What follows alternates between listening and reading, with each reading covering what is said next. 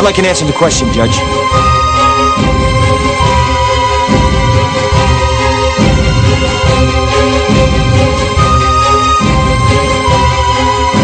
You can't handle the truth!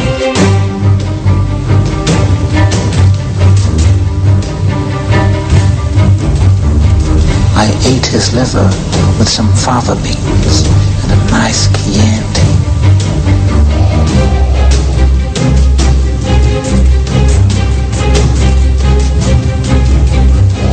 Rubs the lotion on its skin or else it gets the hose again.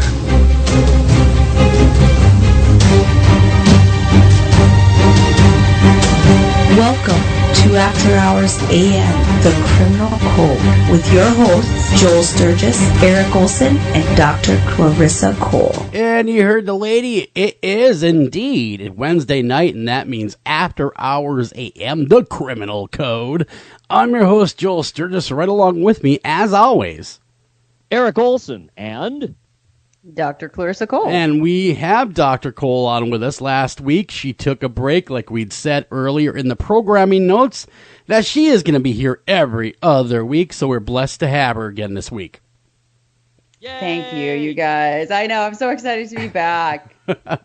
Well, we got a great show on tap, though, and this is somebody that Dr. Cole brought to us, of course, and Eric and I, we all kind of work together. But this is definitely a subject matter that we have never tackled on the show, and that is, of course, real superheroes. I'm not talking about, like, Spider-Man that you go to the movie theater to see. I'm talking about real people wandering the streets in leotards.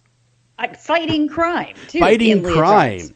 It's like I said for the promo, are they masked defenders of good or just vigilantes in spandex? Good question. And the answer is yes. Yes and yes. Well, what I was thinking when I was writing up the article, which is up, I'll send you guys the link, by the way, for tonight's show, and you guys should always check out the article for the show. You can listen live, you can listen to the recorded version, plus you get all that cool background information and the links at America's-most-haunted.com. Anyway, as I was working on that, I realized we really are talking just diametrically opposed ends of the criminality spectrum, because we got serial killers on one end, and we have, which is her other topic, Nadia's, and we also have, as you were saying, the real life superheroes. And there is a certain amount of criminality involved in that. They are skirting the law. Sure they are. Much of the time, if not all the time. Yeah. So we really are seeing complete polar opposite ends of the criminality and probably the psychology spectrum. Yeah, definitely be interesting to get Dr. Cole's take, and Nadia Fezzani, if I'm not butchering her name, because that's a pretty name, but it sounds like it's really hard to pronounce, and I hope I'm doing it correctly. But Nadia Fezzani will be joining us at the top of the hour, and we'll unmask that very, very subject matter of whether we really should allow people to take matters in their own hands when it comes to crime and punishment. So that will be an interesting topic that we've never tackled, and we've never swung from the treetops in that one before. Because I think it's going to be interesting, because I think a lot of people that listen to true crime podcasts or that are interested in true crime, I wonder if they kind of have that in them or not. Are you just curious about it, or is it that you would like to take some people down? You know, I have seen the movies, kick-ass movies. There's two of them. And that's exactly what that's about, is normal people donning these superhero attire. And I'm sure, Eric, you've seen those films. I'm sure of it. I have, yes, I have. I don't know if I'd call them normal people. Well, okay, they are people with no superpowers, generally speaking, in the traditional terms, superpowers. Can't one of them be beaten endlessly without being killed? Yeah, that one guy, I forget his name, but yeah, he got his. Gee, what a fun superpower! That's like Clay Guida from the MMA. If anybody watches MMA, you'll know what I'm talking about. Are you an MMA watcher, Dr. Cole? I am. What? I am. You are? I am. I love Clay Guida because he can be beaten and beaten and beaten, and that guy just gets back up, man. Wow, I did not know that about you, that you have a violent streak in you when it comes to the octagon over there. You're like, he can take a beating. It's great to watch. It takes skill, too. I'll tell you what, I am always really, really busy not watching MMA. Yeah, same here. Last time I watched it, I think every hour of every day. Chuck Liddell was somebody. Is last time I watched it, the Iceman. I think it's been that long since I actually watched an MMA contest, but I'll take your word for it. I just haven't gotten into it. I used to actually be big into the pro wrestling, and then of course I grew up and became a radio host, and that dream went by the wayside. We've discussed that before, me and Eric, but yeah, it still hurts deep down inside. Now, last night's show, of course, the Tuesday show, which is Deeper Cuts, we had an interesting one. If you ever heard that one. We covered the book Voices or God. It's a journal of Alan Kerrigan that we go into the mind of madness, and we watch this normal individual in the journal, of course, unravel to psychosis. So it's quite something interesting, and if you want to read the book, of course, it's available at Amazon, and of course, the episode is up for download as we speak. Now, guys... So what's the answer? Was it Voices or God? I don't want to give it away because that's part of the whole book. Is the end tells you. See, it's a journal. It's a journal of this guy, and other guy published it. You're gonna have to download the episode. You see, that's how that one Apparently works. so. Yeah, exactly. It's really hard to wrap my own mind around. Follow up on that one. Yeah, it's really hard to wrap my own mind around that one. But another thing I had a hard time wrapping my mind around, and I have gone, and Eric has gone, and of course Dr. Cole has gone far and wide, not to bring up politics in the last, a few months. But did you guys happen to watch the address to the UN by our president? I did not watch it. I missed it. So you guys are going to have to fill me in. I did.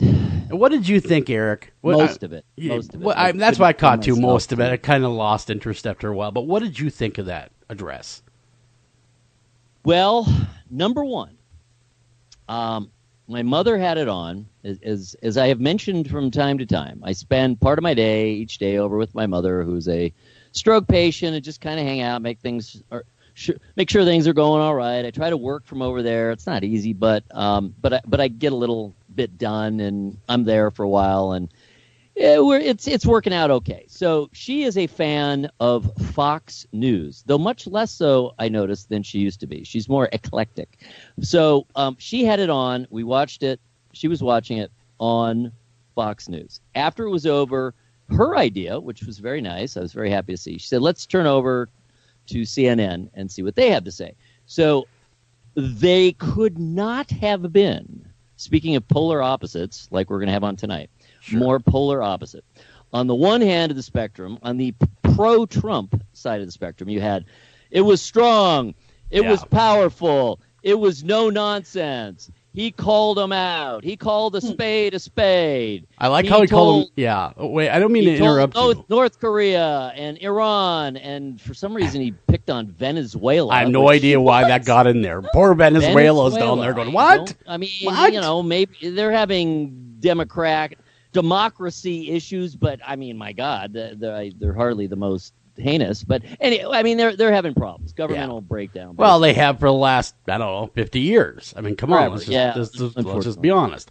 Well, the thing of it is terrible inflation. Anyway, the bottom line is the other side of the coin is that this was, the CNN side of it was, this is once again an inappropriate, petulant outburst by man-child in chief.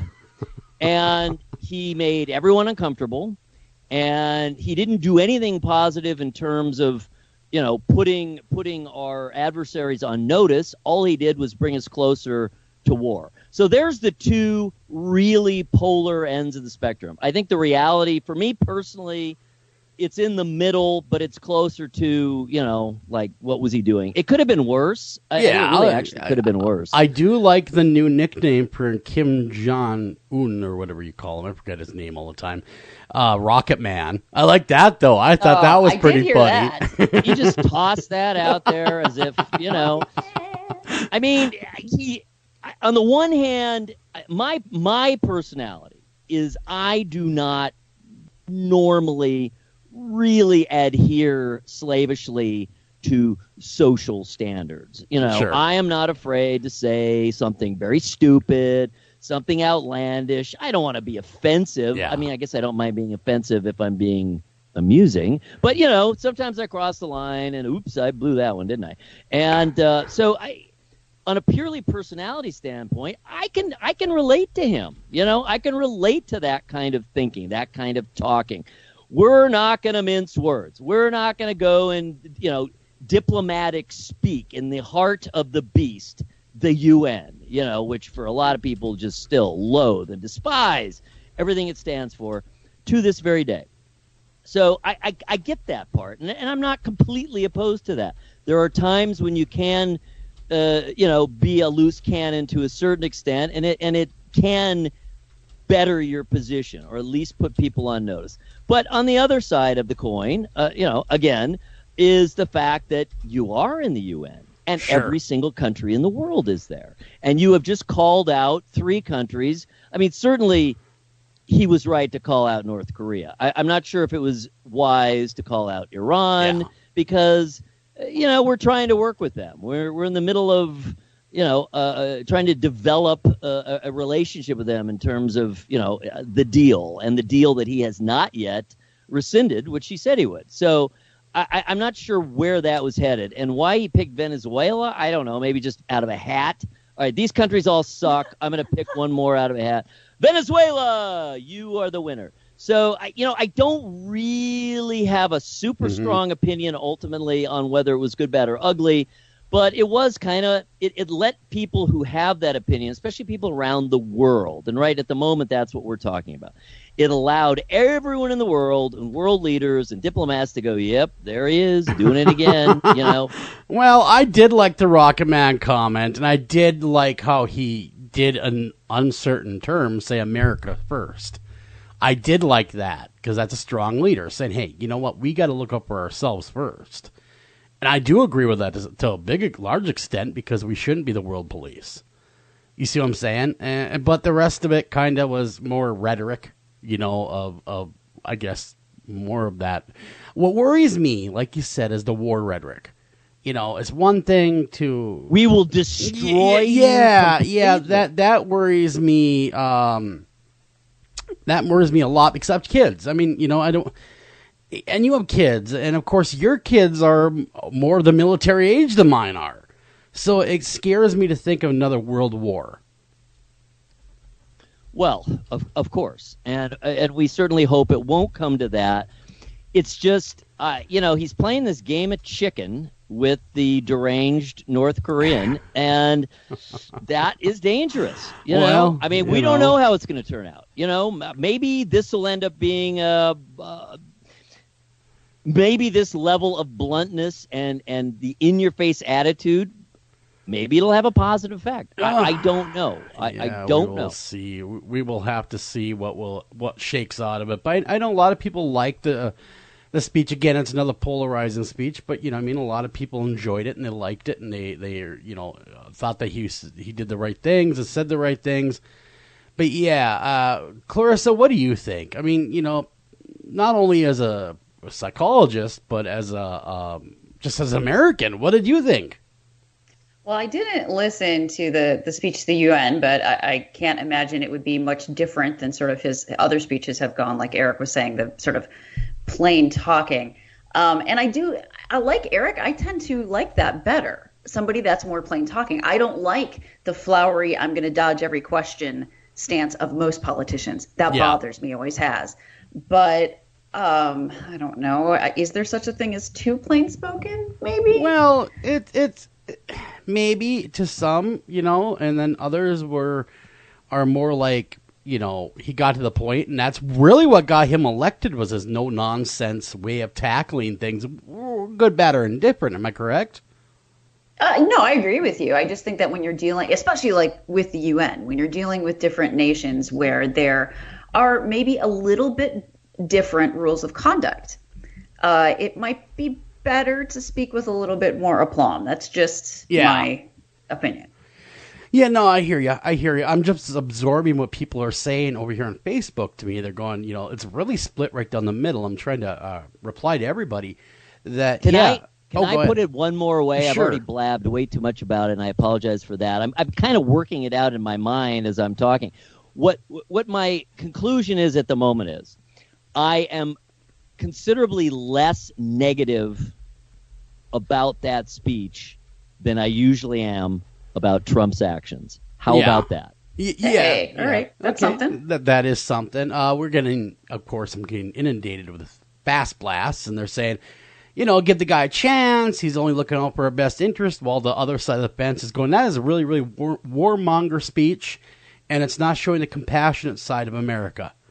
So, you're kind of still polarized just by this small microcosm of listeners.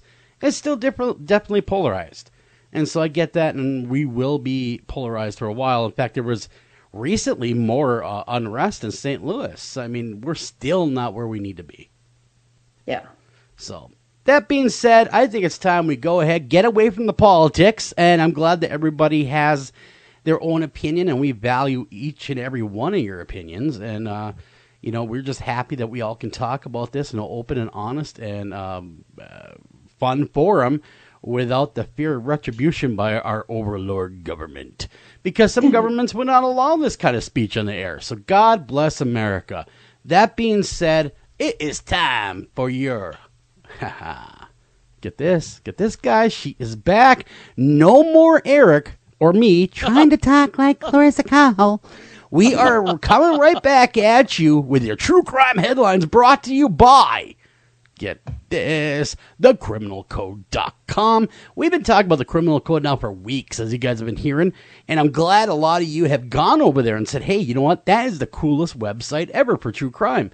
And of course, I have to agree, because Dr. Cole puts her heart and soul and her smarts into each and every one of those articles. If you're a true crime aficionado, you're going to want to go check out thecriminalcode.com. That being said, it's time for the beautiful and talented Dr. Clarissa Cole to take us through our true crime headlines of the week. All right. Well, I have to start with this one, and I was not going to start with this one, but I have to because it is all over the internet now. From when I found the story early yesterday, I believe, and now it is on fire. Fire. Fuego. It's everywhere now. It stems out of Colorado Springs. Sure. And it is a woman that has been dubbed, I hate to say, I'm just reporting the news, people, the Mad Pooper. Jeez, keeps dumping on that driveway.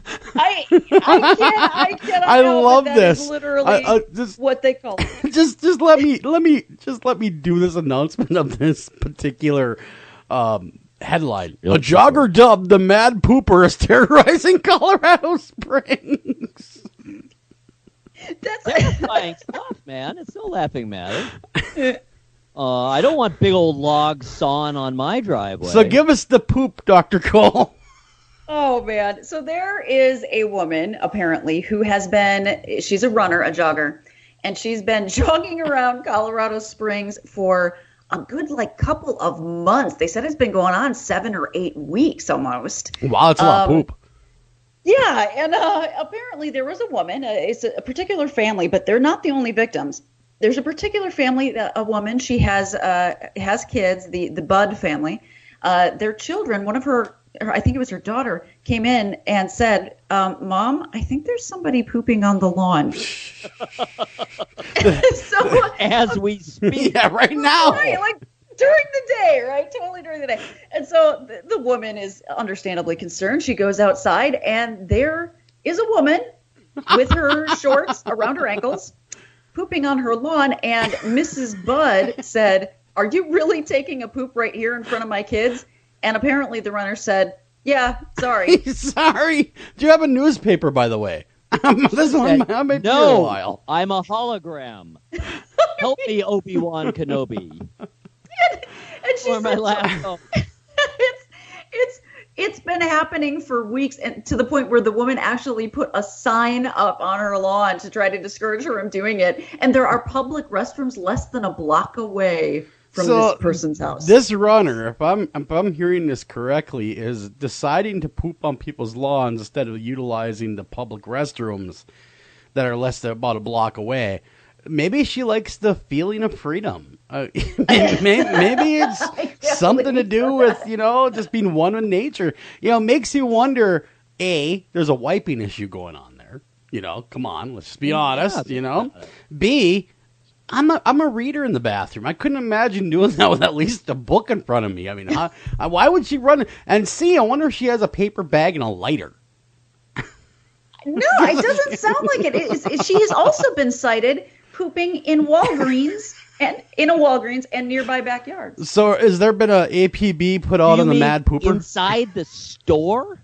I am not quite sure. The article does not clarify. It does sound that way. Well, yes, Dr. Cole, is there a disorder that would make someone want to poop randomly in strange places? I knew you were going to ask me that. I was dreading the question because I'm like, I don't know. I've never heard of a disorder. There might be some strange disorder in the back of the DSM that somewhere. Yeah, somewhere in there has to be the Mad Pooper syndrome.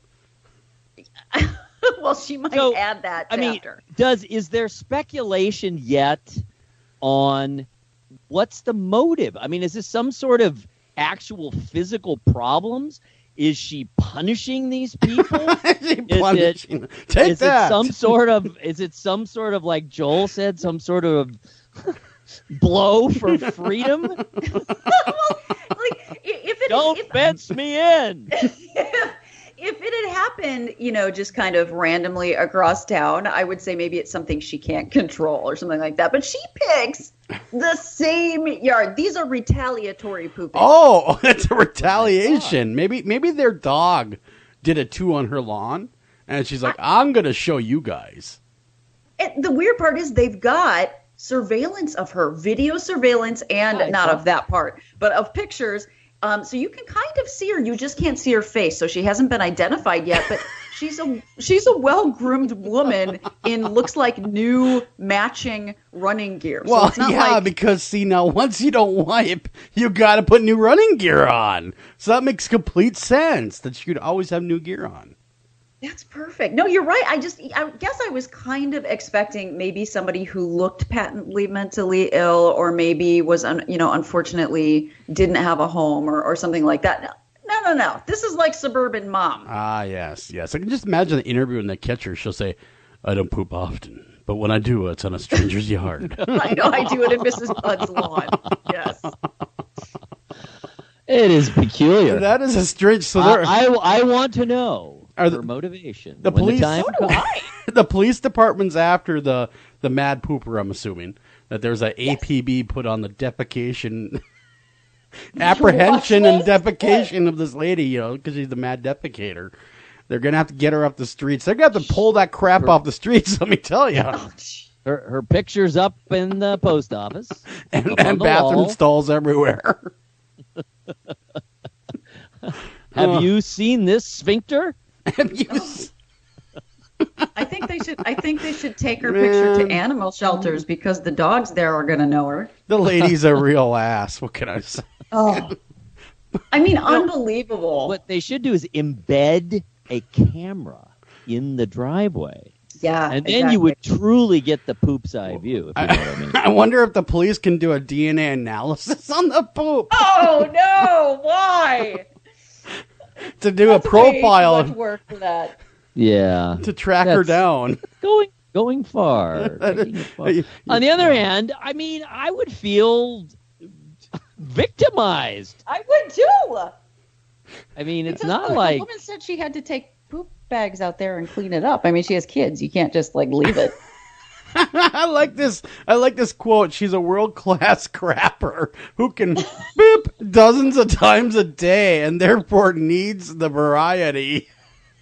She is motivated by some animalistic instinct to befoul as much of the city as psychologically possible, or physiologically possible, rather. Why doesn't she pick up more prominent targets? Or why does she pick more prominent targets? The Colorado Spring PD already is. ready for retaliatory pooping.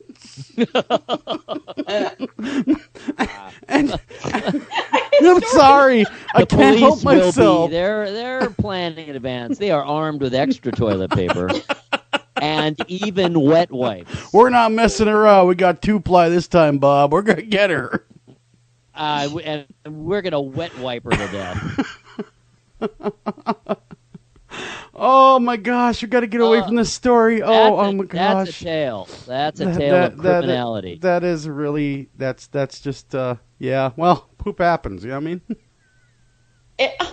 It's too bizarre. Like, I literally thought when I found the story that it was going to be one of those surprise stories that people hadn't really heard about. Oh, no. Everybody. Everywhere. Yeah, we're sharing this right now to the Facebook. Yeah, it's everywhere. Look, you know it's a big story, right? When it's covered kind of out of a publication's sweet spot, right? Yes, so, for agreed. example, I'm looking. It's hilarious that you pulled this out of Deadspin, which is a sports. It's a sports site. So She's they're a going, jogger. She's a jogger. They're going from the. Maybe she's a competitive pooper. Maybe she is. Maybe she's in training. That's all we're talking about. It's may- Colorado Springs. Yeah, home of the U.S. Olympic Committee. I was going to say, maybe she's an Olympian and she's just trying to, show everyone her skills. Ugh, that is. She's doing a great job. She's doing a great job. Wow, that is something. There she goes. You That I am not going to tell you what the listening audience. Well-muscled buttocks. I'm not going to tell you what the listening audience is saying, but let me tell you, it's really the poop that they're talking about. Okay, we need to move on before I cry any more laughter here. Let's compose ourselves and get serious now. What do we have next, Dr. Cole? Where are we going next? Well, is anyone there? Close up the break, guys. We'll be right back right after this. Don't go anywhere.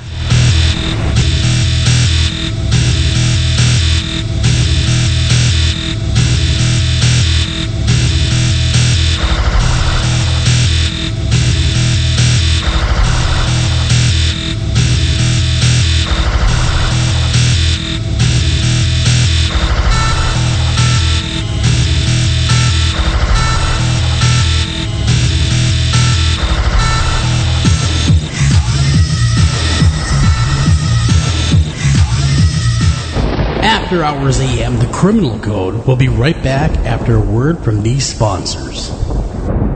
Green light. Hey girl, school zone. I'm getting hungry. Car changing lanes. You want to meet me for pizza? Stop sign. Intersection clear. Yeah, street. Pizza sounds good. Ballin Street? Girlin Street!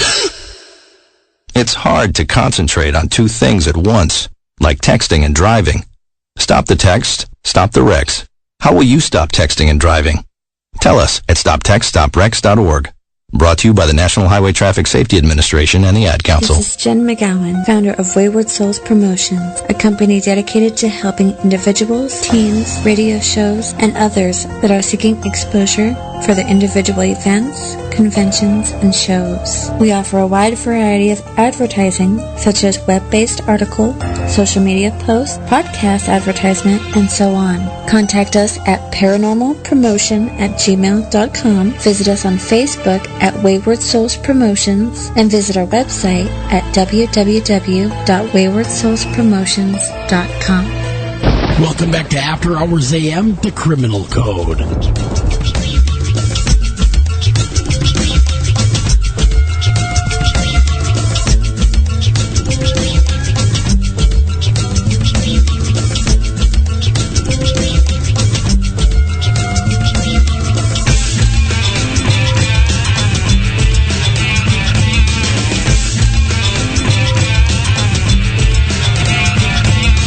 And welcome back to After Hours AM. I'm your host, Joel Sturgis.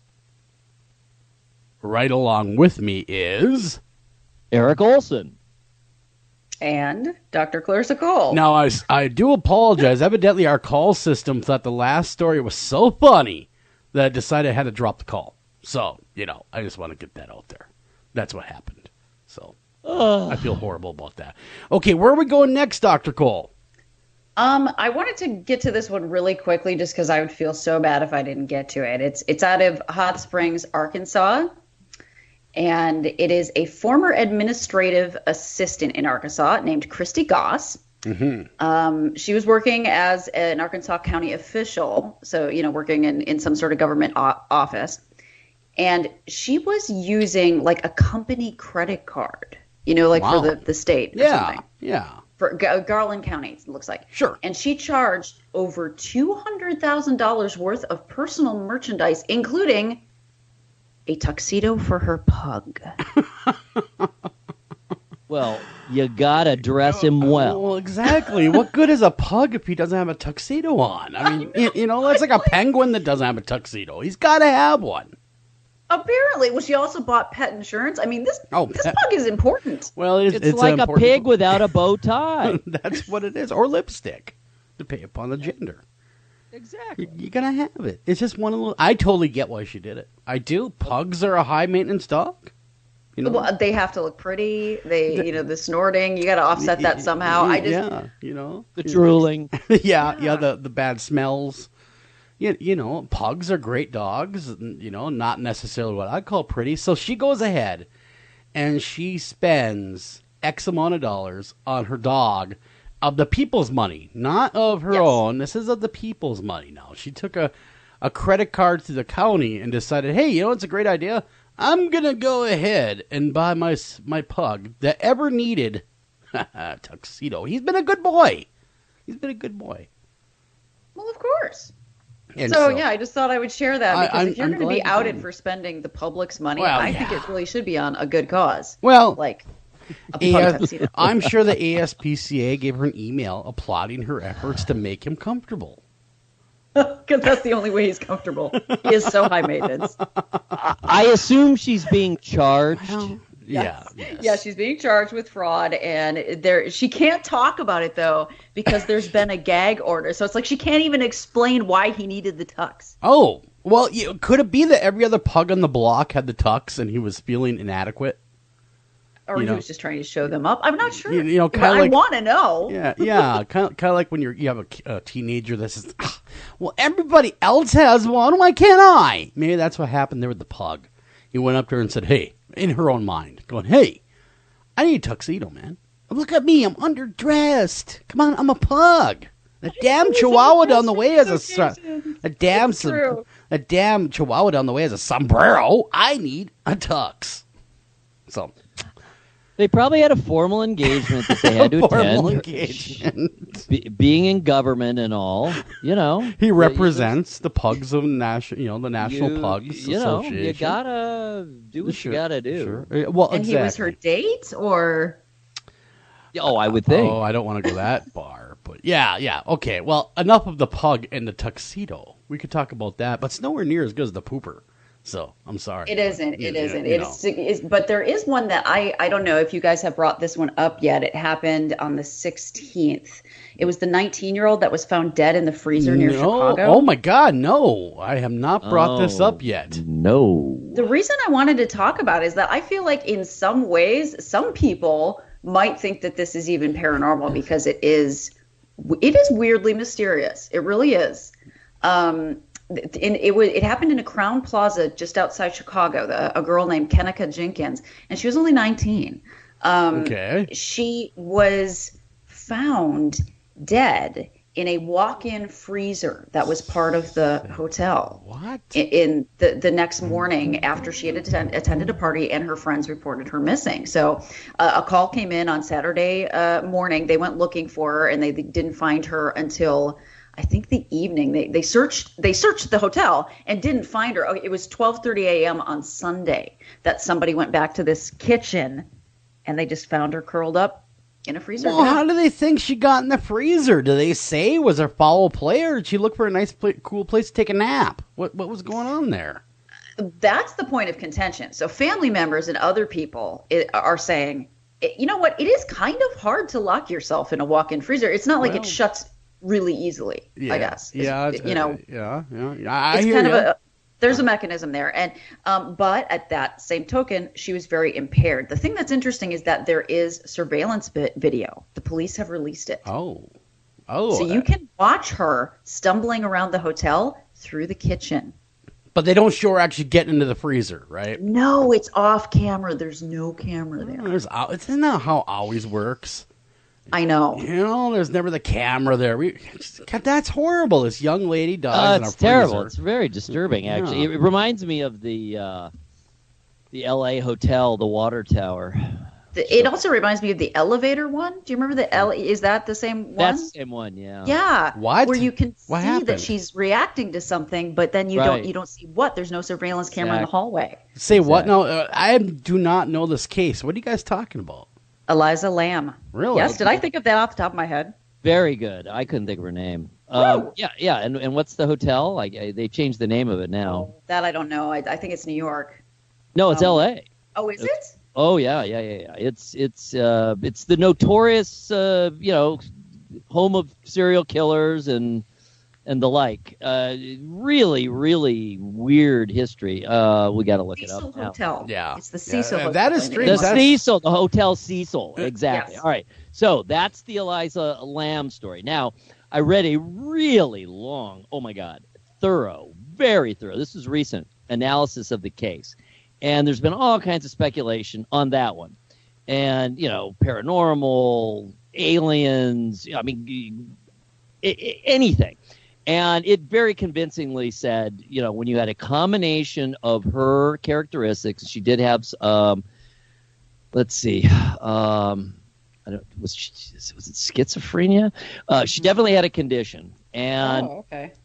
She had a condition. So when you see her talking and all that, it explains it all away in natural rather than supernatural terms, and even how she could have gotten up because she was trying to get away from something. So where would you go? Up. Yeah. So she went up. She's up on the roof. Now where do you go? Where there's a ladder, and you can keep going up. It wasn't that it was the water tower. It's that you could keep going up. She's trying to get away from something. Now, I don't think anything was actually chasing her, but that doesn't mean it wasn't real for her. So she ends up, going as high as she can and ends up in the water tower. Man, I'm going to have to look that up. I'm going to have to look that case up and see. That's a new one on me, and normally I don't miss a whole lot of those. That one, is it older? Weird. Is it older Very case? weird. Really weird case because they have all this surveillance video of her doing what almost looks like peekaboo with somebody that you cannot see off camera, and if she's interacting with a hallucination, which it does seem somewhat likely that she was. Wouldn't it be weird if our spandex wearing pooper showed up, and that was what she was running from? Get away from me! You never know. And this 19-year-old looks. I mean, it's hard to watch because of the surveillance video that they have of her. Again, her name is Kenneka Jenkins, and it's the Crown Hotel. You can see how impaired she is. It's really, for me, it's difficult to watch because my younger brother is older than her now, but he's a lot younger than me. And the thought of him leaving a party, other people allowing him, I guess, to leave a party in that condition is abhorrent to me. Like, not that you're supposed to keep tabs on everybody, but at least keep an eye out. Exactly. Yeah. Exactly. 100% in agreement with you. It's a horrible case. Poor girl died in a freezer, and we may never know what happened to her because there is no surveillance tape. Hopefully forensics will come through and find something going on, some type of pattern of a crime. Sadly, I'm guessing, that like with the Eliza Lamb, it's kind of an Occam's razor type situation where the most obvious explanation was she was having a pretty severe mental illness episode, and this poor girl was really, really, really drunk. And man, let's face it, anything can happen if you're impaired enough. I mean, she might have been hot. She may have. Who knows? Exactly. Yeah. Well, exactly. So we will keep an eye and ear out for the rest of this story, see if there's a conclusion of why the 19-year-old stumbled around the hotel and then died in a freezer. We'll keep an eye and ear out, and if we do hear anything, we'll break the story here as soon as we possibly can right here in After Hours AM, the Criminal Code. Dr. Cole, where would you like to take us next in the world of true crime? Well, I would like to, there is one story that I want to get to before we get to Nadia, but I think I can wait on that one really quick. This next one comes out of the UK. And it's in the UK, in Rutherglen, Lancashire, a man named David Weatherspoon, age 41, had been convicted of breaching the peace. Now, this is not really the same charges that we have here, but there are corollary charges. So, like disturbing the peace or causing some sort of a ruckus. Yeah. And he appealed this conviction, and they are going to overturn the conviction. Okay. But he was convicted for disturbing the peace by dancing around in a brassiere in his own apartment. Oh, his own. Well, who hasn't done that? Who amongst us hasn't never done that? Every one of us is a Madonna wannabe. Dancing around in bra in front of your neighbors may not be the greatest idea ever, but is it worth getting arrested for? I mean, you are in your home. Right.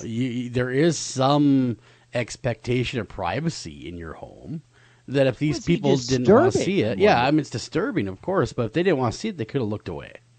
I totally, and that was the part that was really kind of upset. The difference, I think, to me from the law here and the law in England is that I think we have an expectation of privacy in our own home, and he was in his own home, and the people that complained stood there and watched him.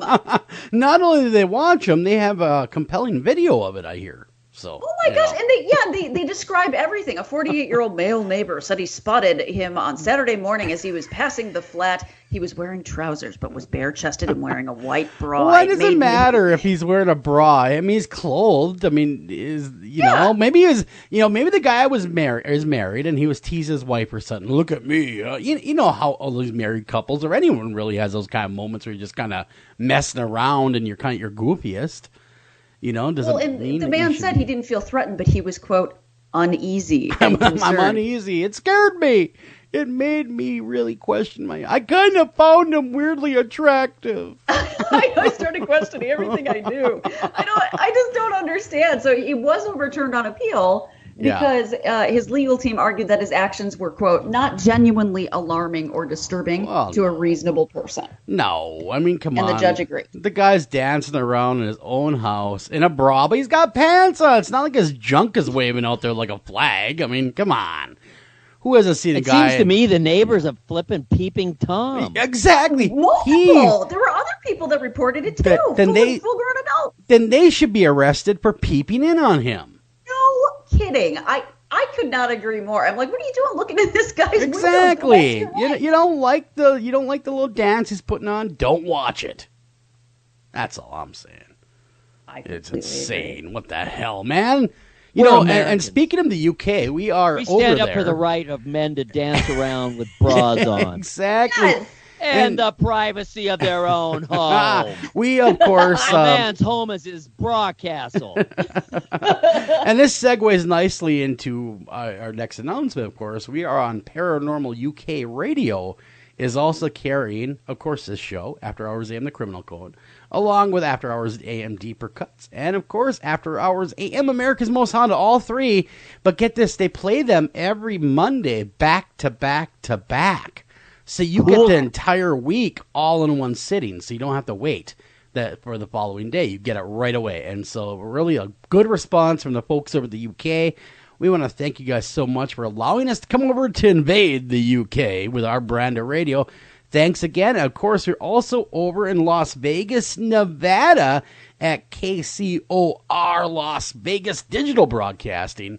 And we're over there as well, so we want to say hello, Vegas, and make sure to put down a bet for us. Yeah, bet on us, guys. Okay, where would you like to go next, Dr. Cole?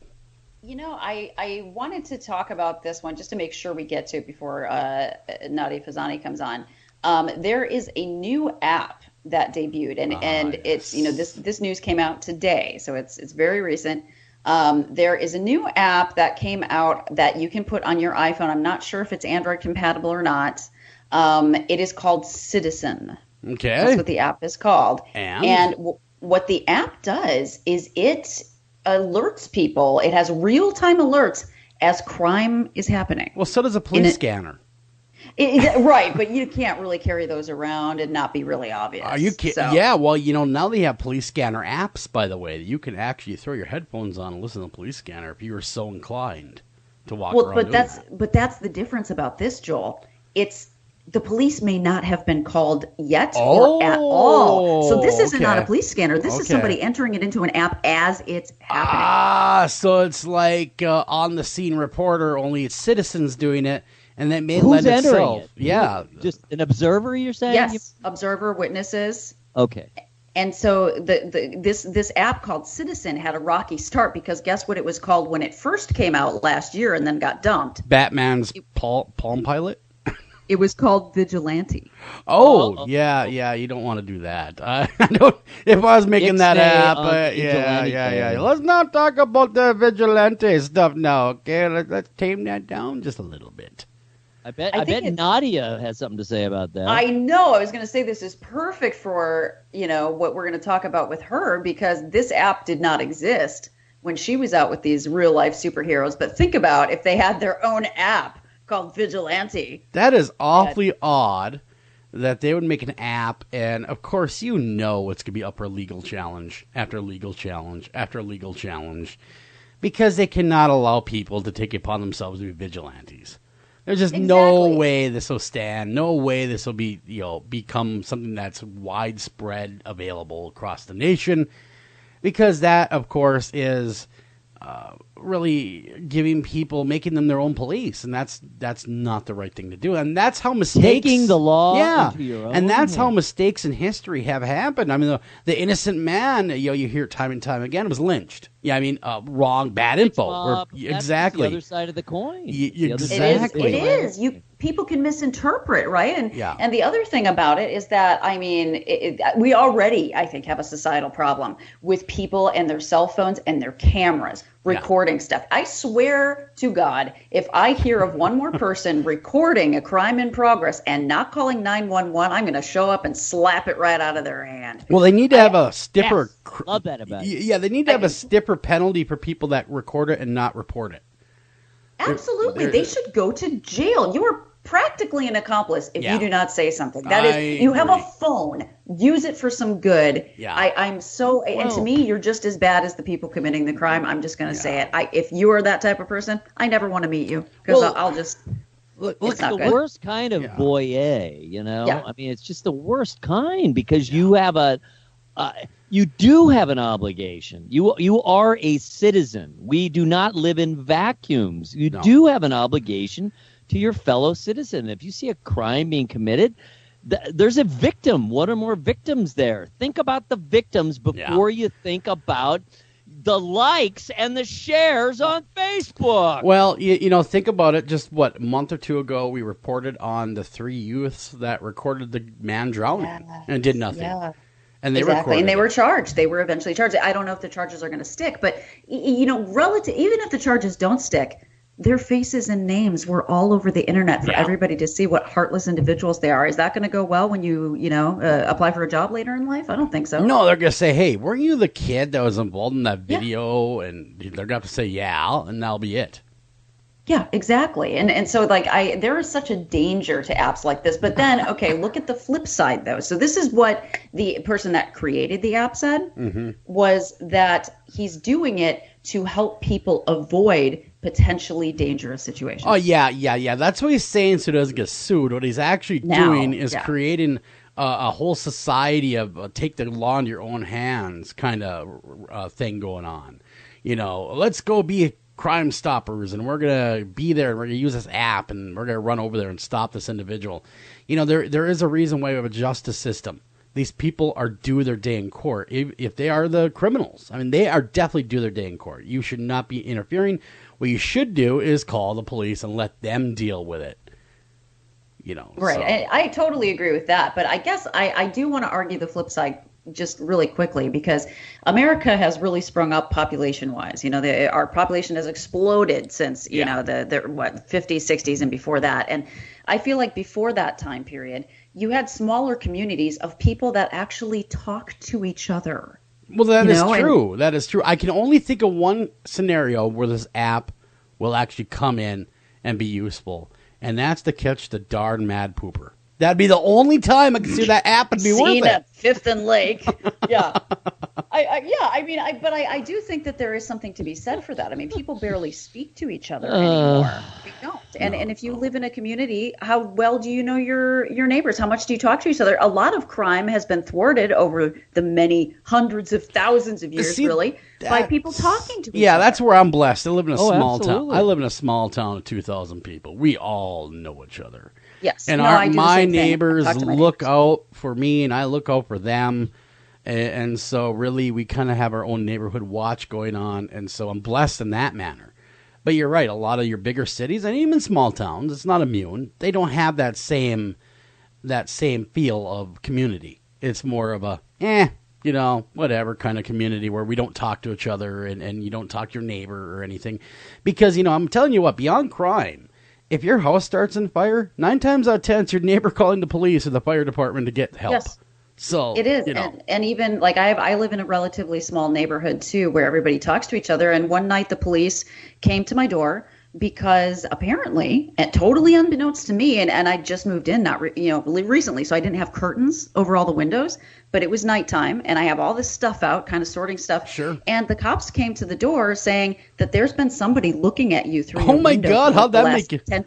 15 minutes. My God. I couldn't see them because it was dark, but my neighbor reported it for me. You need motion lights outside. Oh, no, I got cameras and lights now. Exactly. You can't walk, your cat can't be outside. All right, so allow me to interject here. All right, so we're in agreement that certain of these behaviors are inappropriate, right? Yes. We're in agreement that others of these behaviors is appropriate or are appropriate. So where are we drawing the line? What is appropriate intervention, observation, neighborliness, etc., your duty as a citizen, versus minding your own business, versus the selfie culture, versus all the negatives, the voyeuristic aspects? Where do we draw the line? Is there a line, or is it gray? Yeah. Well, you're right. What are your thoughts, Clarissa? I feel like if you are using the app or using your camera phone or whatever before you're calling the cops, that is where the line should be drawn. I don't think anybody should be allowed to do that. You need to call authorities and stay on the phone with them for as long as they need you to. But barring that, I don't feel like there's anything wrong with uploading something to an app. Like, let's say that there was an armed robbery at a convenience store on a corner that's a really busy traffic corner, and now it's been cordoned off and people can't get through that area. I don't think there's anything wrong with uploading that to an app, a local app that says, hey, there was recently a crime here, you can't get through, because it would help redirect traffic. Well, it would too, and of course, it's a slippery slope again. Of course it is. And do we all want to be safe? Yes. Do we all want to be proactive in our own safety? Absolutely. But do we also want to interfere with justice? Absolutely not.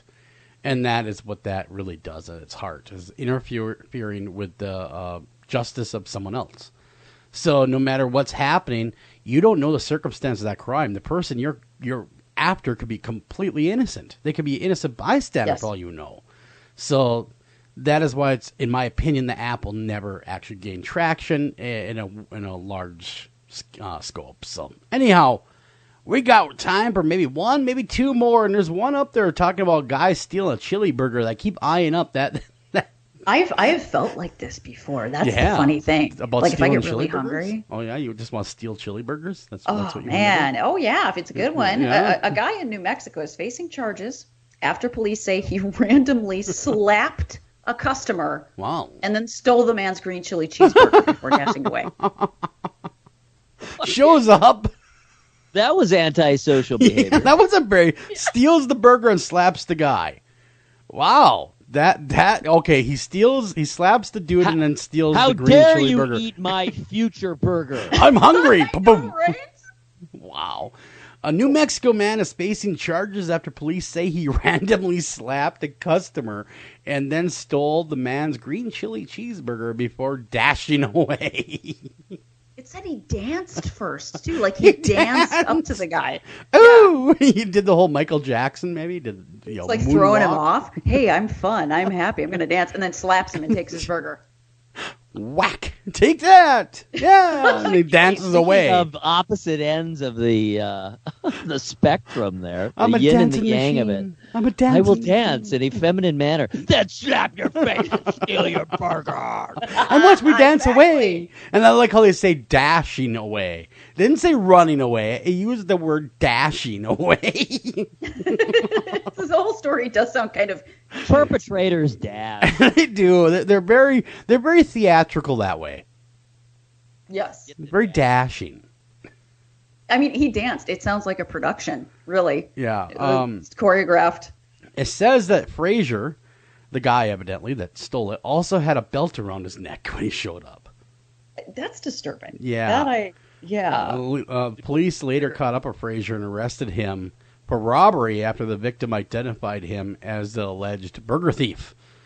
It is not known if he has an attorney. I wonder what his attorney will be like. Will it be a dancing machine in court too?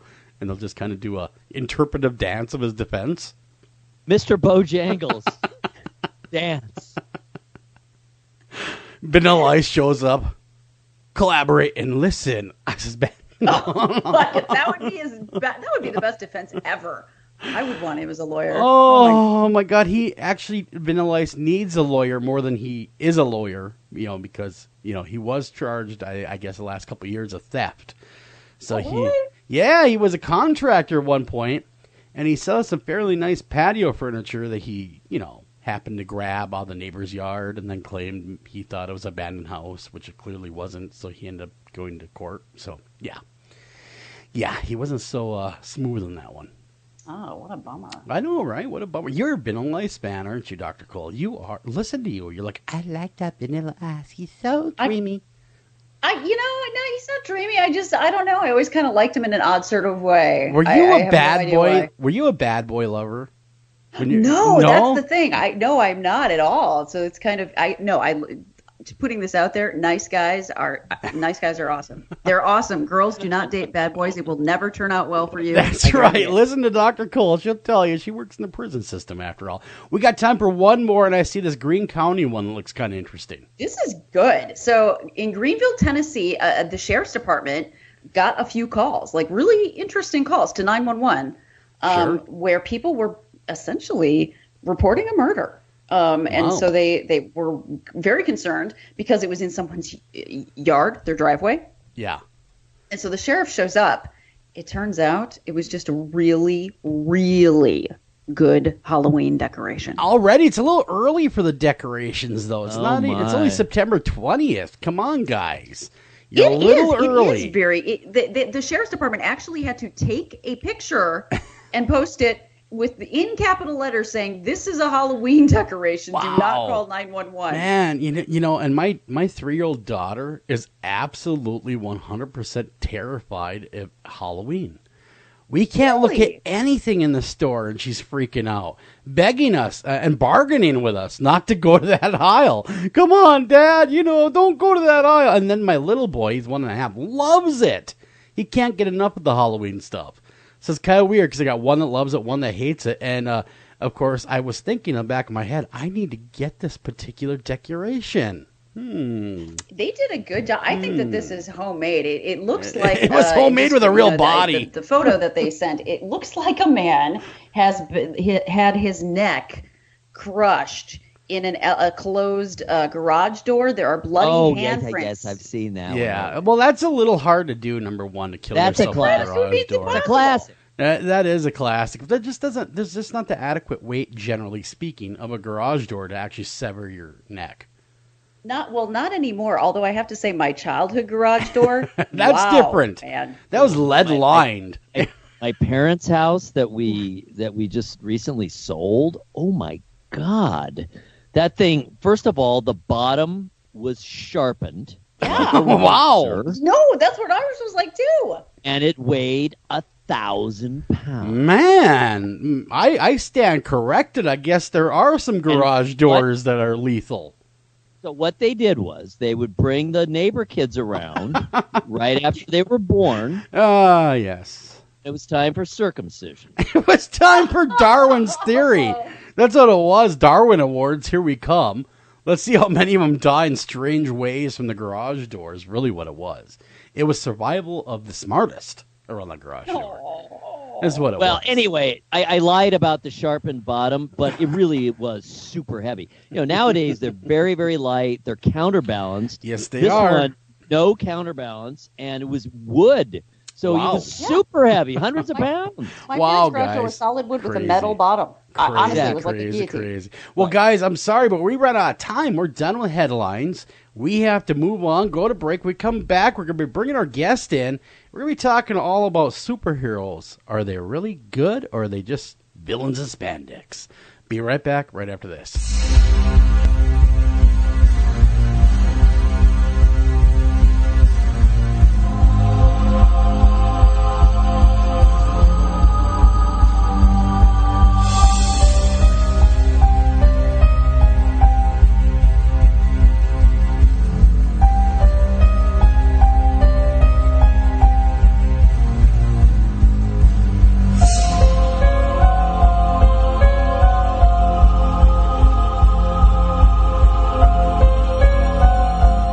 After Hours AM, the Criminal Code. Will be right back after a word from these sponsors. Ranger Station, Ranger speaking. Yeah, hi. I'd like to report a bear sighting. Location. My backyard. Oh, your backyard. Try telling a bear that. I did, and this bear talked back. Talking bear, that's rich. No, wait, it was Smokey Bear. Smokey? Why didn't you say so? I did say so. Continue. I was burning yard waste. No, boy. He told me to burn legally and responsibly, and to remember that if it's too hot to touch, it's too hot to leave. And as always, he's right. 9 out of 10 wildfires are caused by humans. That means 9 out of 10 wildfires can be prevented. Yeah, I know that now. Thanks to me. Actually, thanks to Smokey. As usual, the talking bear gets all the credit. Get your Smokey on. Always burn responsibly and contact your local fire department for open burning regulations. Because 9 out of 10 wildfires can be prevented. Brought to you by Smokey Bear, the U.S. Forest Service, your state forester, and the Ad Council. Learn more at smokeybear.com. Only you can prevent wildfires. Hi, Tom Bodette. If you can hear me, then you have an internet connection, which means you can do cool things online, like listen to streaming radio, obviously, or watch a video of a monkey washing a cat. Let your freak flag fly. Or you can book a room at a great price at Motel6.com. Isn't the internet wonderful? Everything you want right at your fingertips, and whoa, did not need to see that. I'm Tom Bodette for Motel 6, and we'll leave the light on for you. This is Jen McGowan, founder of Wayward Souls Promotions, a company dedicated to helping individuals, teens, radio shows, and others that are seeking exposure for their individual events, conventions, and shows. We offer a wide variety of advertising, such as web-based article, social media posts, podcast advertisement, and so on. Contact us at paranormalpromotion@gmail.com, visit us on Facebook at Wayward Souls Promotions, and visit our website at www.waywardsoulspromotions.com. Excuse me. Thousands of cancer patients can't afford a place to stay when the best treatment is far from home. A room shouldn't be the difference between life and death. Let's make sure that everyone who needs a room gets one. Let's make some noise. Let's help the American Cancer Society finish the fight. Text ROOM to 41518 to donate $10. Only in the forest can you see this. But nothing beats the moment you see that. Cool! That's your child's eyes opening up to a world of possibilities. There are some moments only the forest can inspire. Find yours at discovertheforest.org. Learn about forests near you and discover cool things to do when you go. And you might just see this. Visit discovertheforest.org. Brought to you by the U.S. Forest Service and the Ad Council. Welcome back to After Hours AM, the Criminal Code.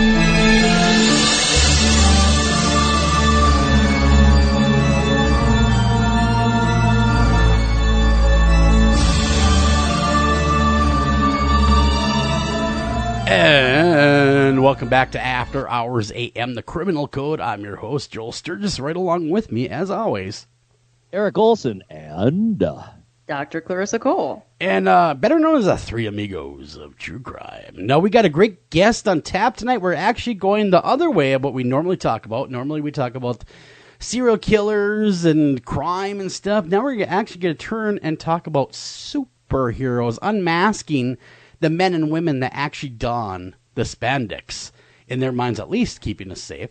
But I'm going to let Dr. Cole or Eric, whichever one decides to pick it up, and do a fine job of introing our guest.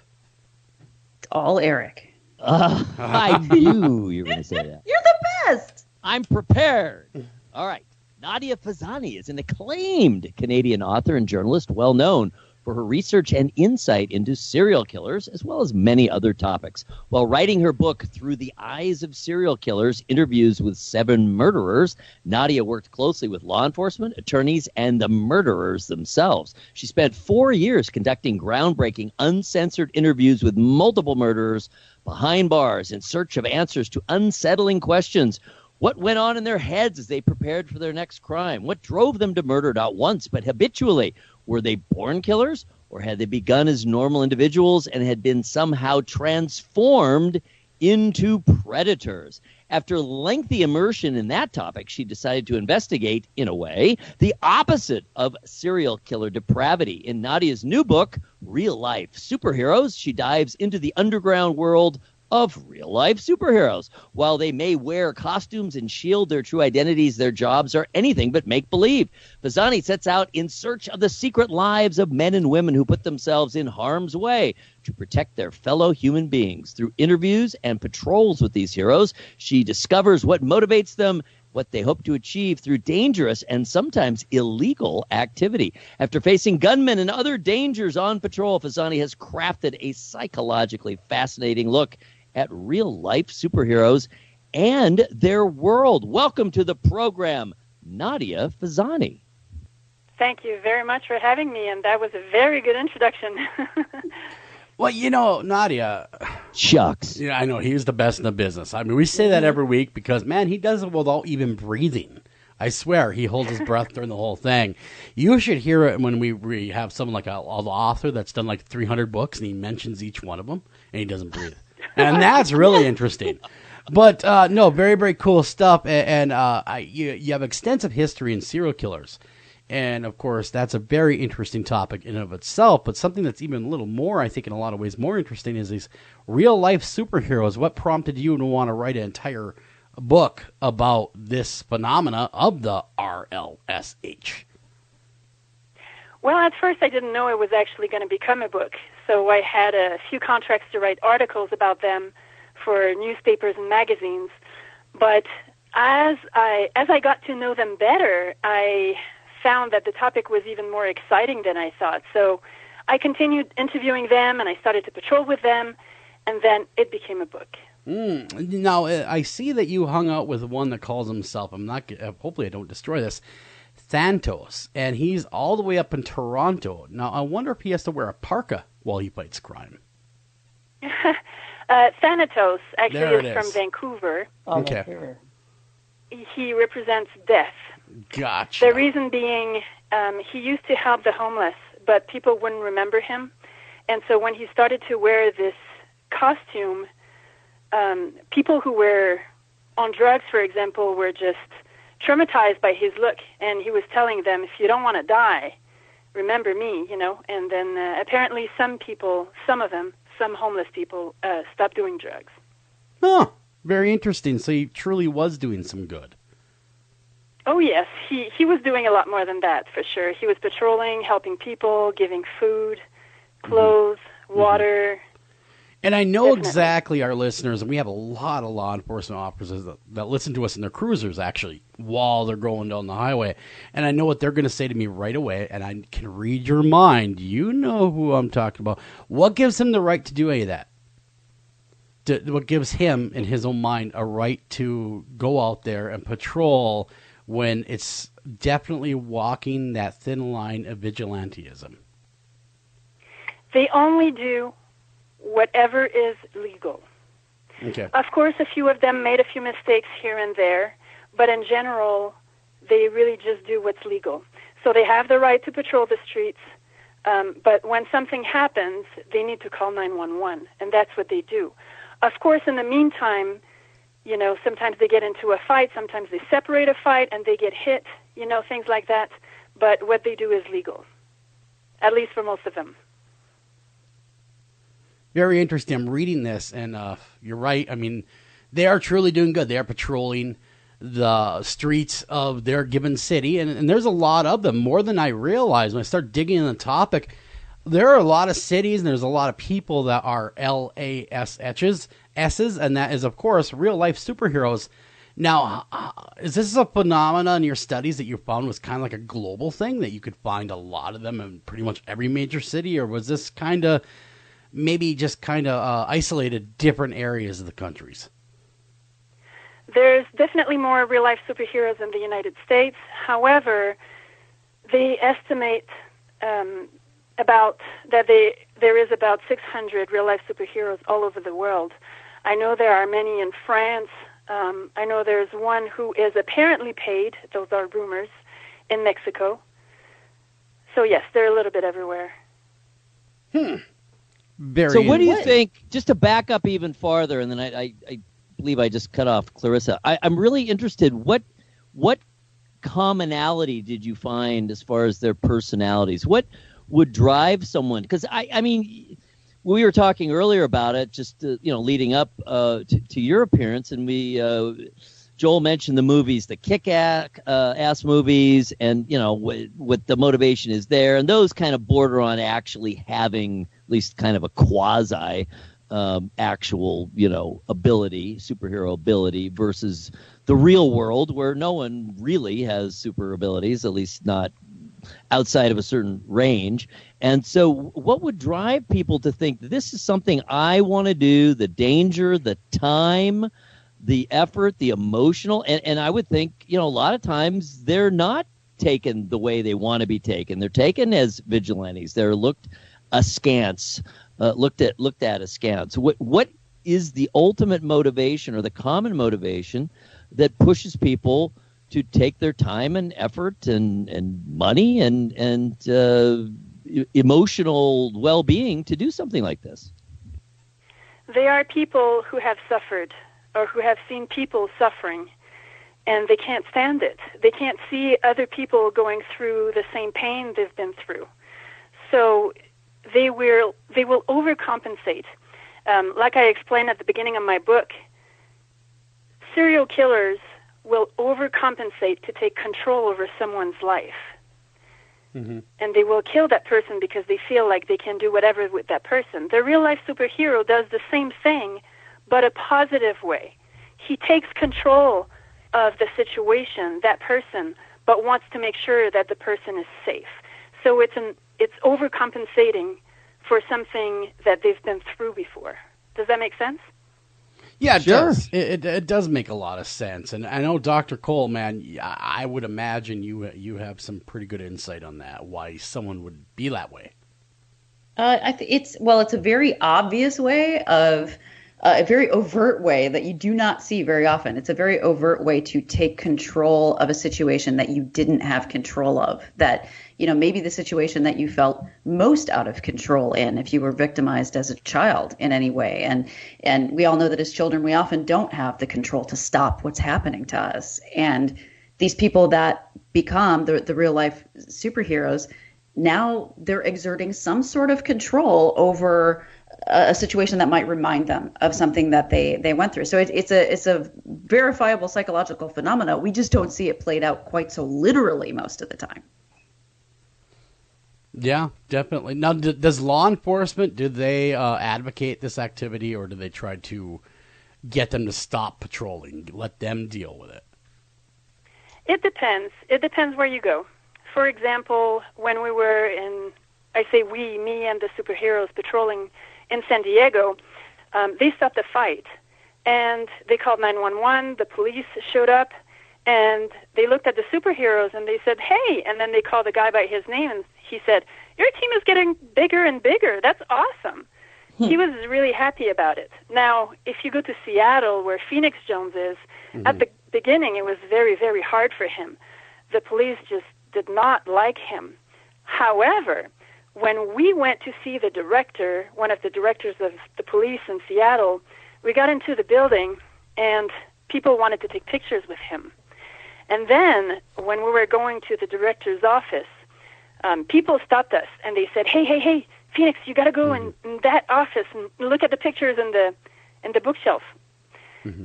So Phoenix goes there and I go there, and there's someone sitting at the desk and he starts laughing. We look. So there was a picture of Phoenix Jones and his entire team, and someone had cut off the face of one of the superheroes and put his face there instead. That was the guy sitting at the desk.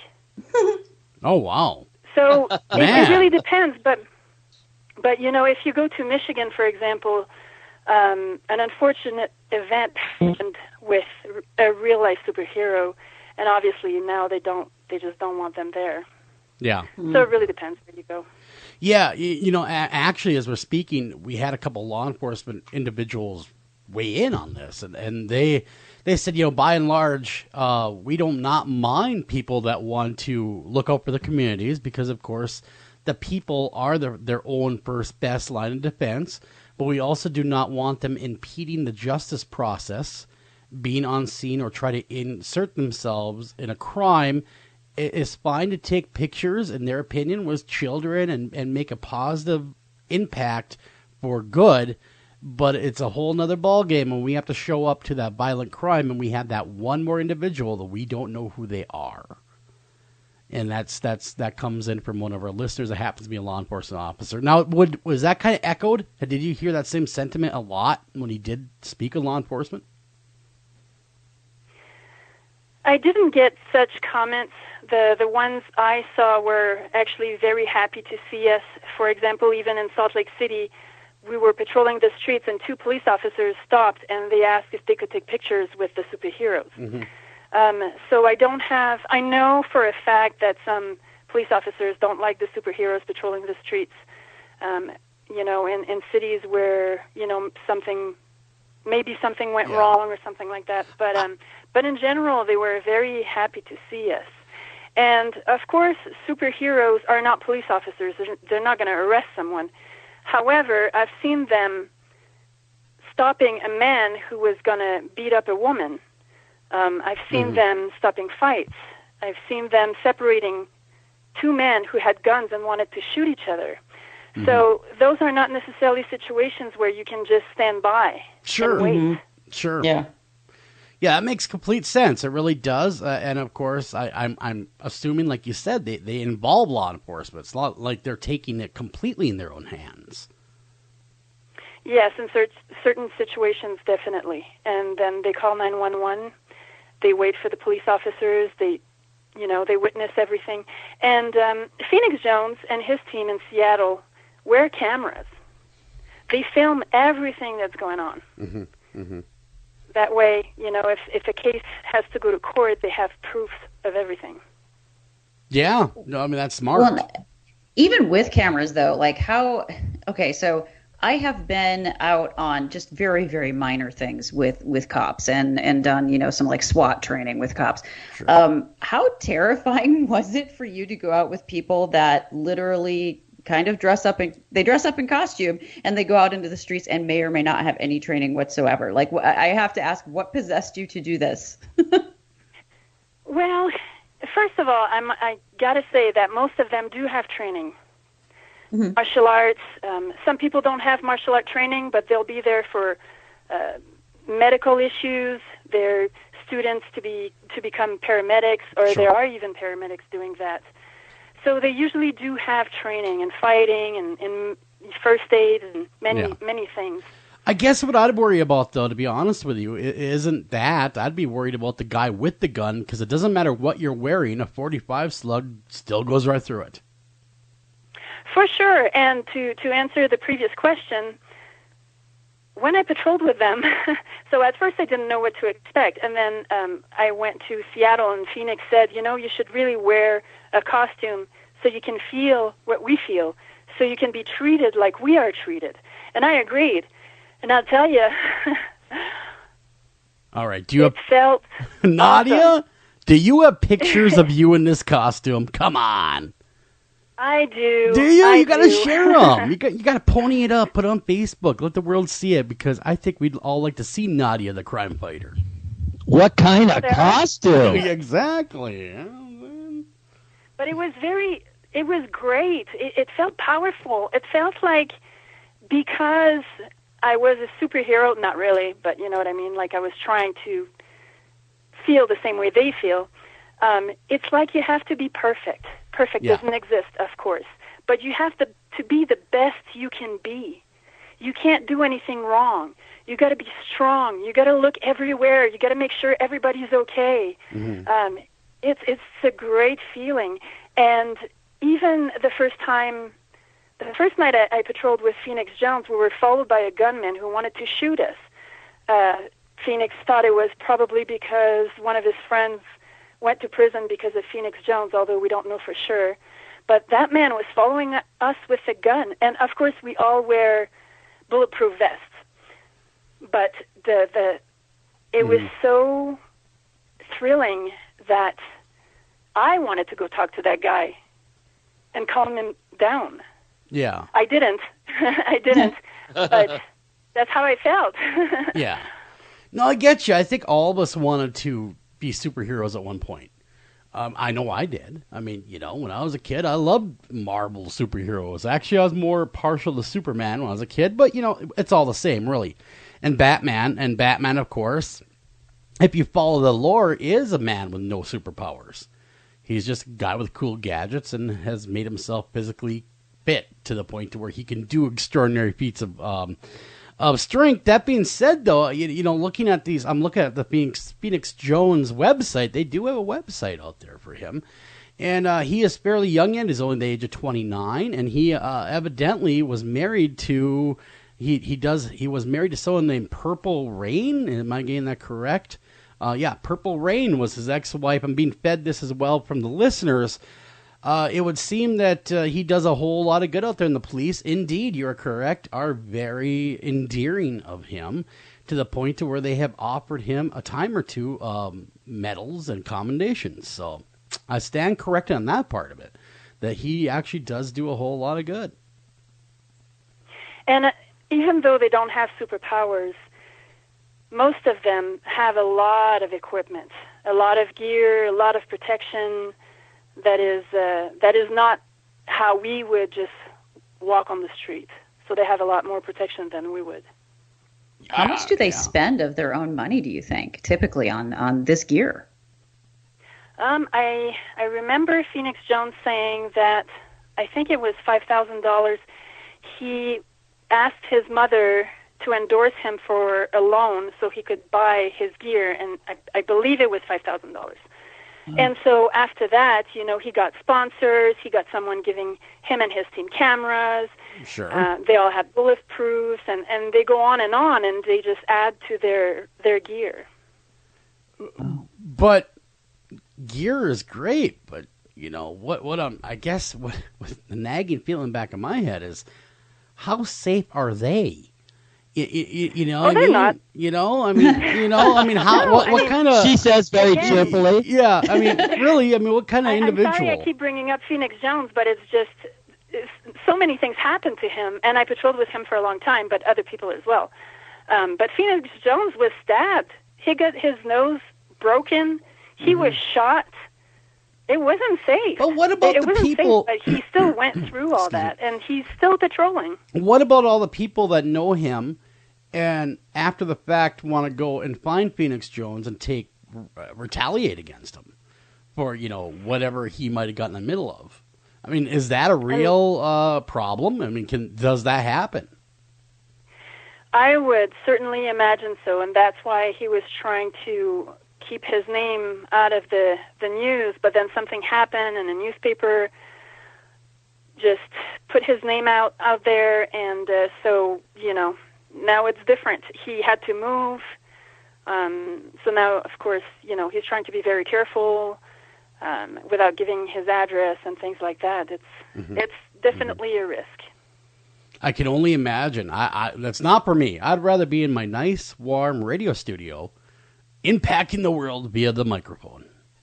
You know what's interesting, though, that I just realized about kind of your stories, Nadia, because honestly, most of the time, like while reading the book and while talking to you, I'm thinking to myself, oh my gosh, I cannot relate to this, because it so scares me, the idea of doing that, something like that. We would call you something cool, though, Clarissa. We'd call you Scarlet something or other. There'd be a cool name for you. Don't worry. Oh, no, it's not that. It's just the going out, at night and patrolling it. But then when I think about it, when I used to work at the state hospital, which is different from the prisons, the staff, we were responsible for doing takedowns of violent patients because there was no custody on the units. And when I think about that, there is an adrenaline rush. It is interesting because I oftentimes talk to these guys after we took them down, guys that were very much capable of murder. That's why they were there. They had committed murder, some of them. And there was such an adrenaline rush and such a feeling of, the only word I can think of is family with the other people that I was with, that you do feel kind of invincible. And it's interesting how that happens, Absolutely. It's the same thing, the same feeling. Wow. Because logically looking back, I know I wasn't safe. Like when I look back now, I'm thinking, why did I do that? But I felt like I would get, and I did get something out of it talking to these patients right after an incident. It's interesting that sort of is mirroring itself on the streets. I mean, we already talked about law enforcement. How does the public, like the general public, see real life superheroes? It's different from one person to another. In San Diego, people didn't know who they were exactly, but they knew that they were superheroes. So there was a girl in a car, they were driving by, and she just screamed, "Superheroes, I love you," Wow, man. But then you go to other places, and people look at you like, "Who are you?" Or you go to Seattle with Phoenix Jones, and guys want to fight him. Other people want to take pictures. And sometimes it's a problem because it happened in the past where Phoenix Jones wanted to stop fights, and people wouldn't let him go where he wanted to go because they would stop him and say, "I want to take a picture. I want to take a picture." So it's different from happens to me all the time. Yeah, it happens to me all the time, I tell you. Just can't go anywhere without people wanting to take a picture with me. But no, the whole idea is just so, for a lot of our listeners as they're chiming in, it's really foreign. I mean, it's something that not a lot of people knew about these real life superheroes, but, I have seen other things about them. And in fact, I interviewed one time, and he was the wannabe Spider-Man until he fell off the Empire State Building. He's no longer Spider-Man. He's a squash spider, but that's a whole nother story.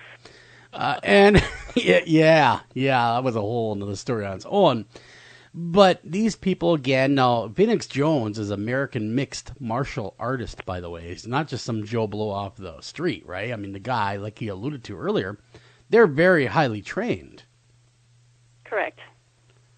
And so, like I was saying earlier, they're trained in whatever I wouldn't say specialize into, but whatever they do on the street, they definitely, most of them anyway, have training for that, whether it's first aid or fighting or things like that. They also have a woman often in the team so that the woman can approach other women so that they feel safer.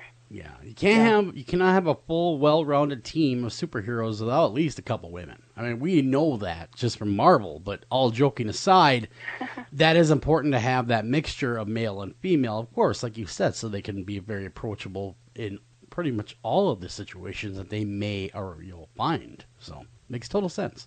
Absolutely. You also have women who patrol alone. Wow. That to me is crazy. Well, I mean, you talked about it in the book, and that's a level of that. Oh my goodness. I mean, not that I believe in equal rights for men and women, but that must be very There's dangerous. some women out there I would not want to tangle with. So I see where you're going with that one. But we got to run a break, everyone. We come back. Okay, we've talked in depth about the superhero, who they are, what they're doing. We got to talk about the supervillain next, and there is supervillains out there. We got to talk about who their arch nemesis are. Don't go anywhere. We'll be right back right after this.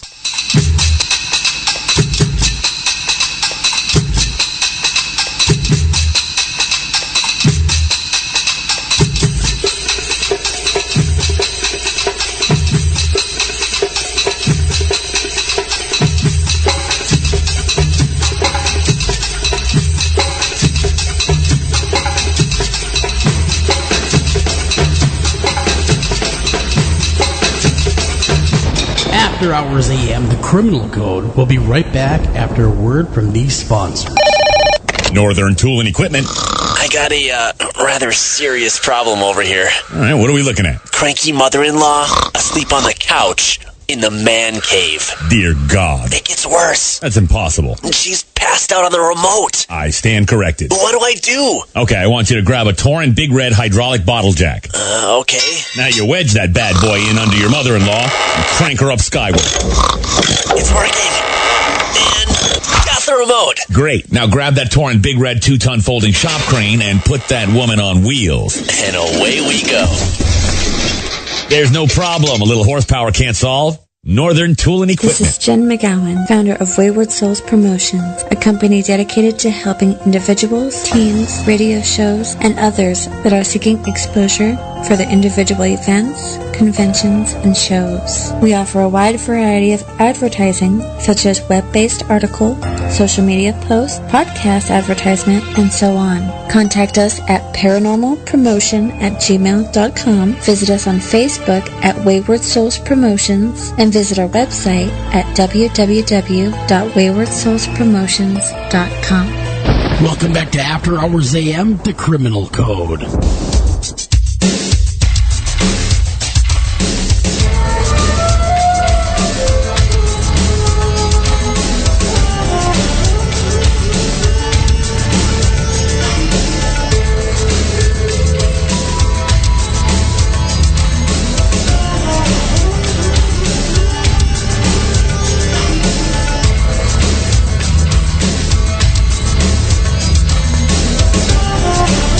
It's a bird, it's a plane. No, it's After Hours AM, and I'm your host, Joel Sturgis, right along with me, Eric Olsen and Dr. Clarissa Cole. Now, when we left, we were talking with Nadia about, well, superheroes and her walking with superheroes and patrolling. And, of course, that is all cool and all. But, Nadia, you know, we got to talk a little bit about the other side of things. You know what I mean? There are arch nemesis to these guys, right? There is the yin to the yang. There is the supervillain. Let's talk a little bit about those people and how villainous are they truly. Well, there are several types of real-life supervillains, just like there are several types of real-life superheroes. But most of them will stay behind a computer and will watch what the superheroes are doing to make sure that they respect the law and they respect people. So they're basically like internal affairs. Mm-hmm. Okay. I like that analogy. It's I when I was first reading the book, I actually, before I even got to the supervillain portion of the book, I was thinking to myself that they don't have any oversight, and that can be dangerous. It really can. Like when a group gets going and there's nobody outside kind of looking in. Do you think that the supervillains do that effectively? Well, I mean, it's definitely limited. They stay behind the computer. Some supervillains have patrolled with superheroes in some occasions. Rarely, but it did happen. But still, the thing is, superheroes really like to go on the internet and talk about what they did, what happened, and all of that. They also have videos of what happened. And so it's kind of hard for them to keep something a secret, although I'm sure it happened in the past. But then the supervillains look at the chats, look at the conversations the superheroes have together, and then when they see that something is completely wrong, they will, first of all, let them know. They will make videos about them and put them on YouTube. They will talk about it on Facebook, et cetera, et cetera. And actually, they made a big difference. I believe they made a big difference because at first, superheroes could do anything they wanted in a way, not legally, of course. But they had no one really to tell them that what they were doing was wrong. And when the real-life superheroes showed up, the supervillains showed up. The superheroes didn't like them, of course. But then those who were real good superheroes started to appreciate what the villains were doing, because they were keeping the good superheroes in the community and discouraging the bad superheroes, and they would just leave. Well, do these people like have day jobs, though? I mean, this seems really strange in a lot of ways. I mean, you know, to me anyway, I mean, do these people have normal everyday lives aside from being superheroes, or is it really what they do? They live, eat, and breathe this persona. They work. They work, most of them anyway. They work full-time, sure. They have families, and they still patrol several nights a week or during the day. Man, I couldn't. My wife would never go for that. I once wanted to become Batman recently, and she wouldn't let it happen. You know, all joking aside, I'm like, I should get one. When we were getting ready to have you on the show, I said, I should get some tights, and I should patrol my small city. And, of course, she said, nah, you'll die. That was the answer. oh, the face. No, you'll just die. What? Dear, we've talked about this. Well, we've talked about this. Stop being a naysayer, woman. Yeah. Who cares? I don't care. So do they have guns. No. Nadia, I'd love to hear maybe a profile. I mean, we've heard a lot about Phoenix Jones. Sounds like a really fascinating guy. I assume, is that who's on the cover? I assume that's who's on the cover. Yes, it is. But I'd love to hear maybe a quick profile of another superhero and a supervillain, maybe kind of the highlights of what they do, what are their specialties. You said people tend to specialize, and, you know, kind of how they ended up. It's the human interest side of it that fascinates me the most. Of course, there's a societal aspect that is fascinating, and I think now that I'm thinking more about it and pondering it as we're talking and whatnot, you know, I think clearly they do fulfill some sort of societal role. There is a hole there that they're stepping into, but I think the human interest side of it is even more interesting than the societal side of it. Well, like we said, there's definitely a risk, but I can talk about so many real life superheroes. Let's go with Mr. Extreme. Mr. Extreme is from San Diego. The first time you talk to him, he's very, very nervous. Mm-hmm. And so I saw him in a documentary, and he looked nervous. But then when I started, you know, hanging out with him and everything, he started to relax, and then he was talking normally. And he has a huge, huge heart. And he, you know, between his job and patrolling, he would go buy water to give to people. He would, you know, look at the dangerous areas and see where they can patrol at night.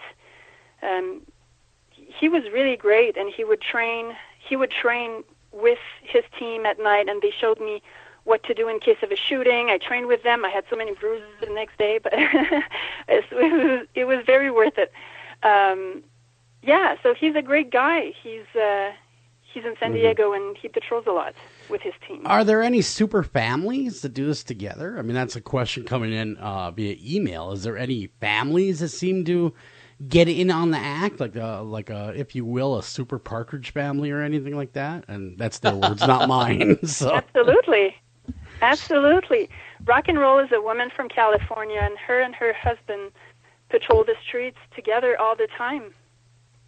So with their team as well. So yeah, date night rolls around. They patrol. I mean, that's good. I mean, they're helping their communities. They really are, and you know, and that's a good thing. And just kind of curious of what the legal ramifications are for these people, because I mean, they obviously can't be completely unscathed. I mean, there had to have been times where they themselves have been arrested for intervening in something they should not have. Yes, it happened. I don't think it happened that often, though, but it did happen a few times. Mm-hmm. Yeah, because I just got PM'd by a law enforcement officer saying, yes, they have, in the past, arrested the vigilante right along with the perpetrator. He's using the word vigilante. I am not, just to clarify that. Yes. I think I'm not justifying what happened, but I think whoever you are, whatever you do, sometimes you're going to make mistakes. Mm-hmm. Mm-hmm. Right? So the same thing happens with them.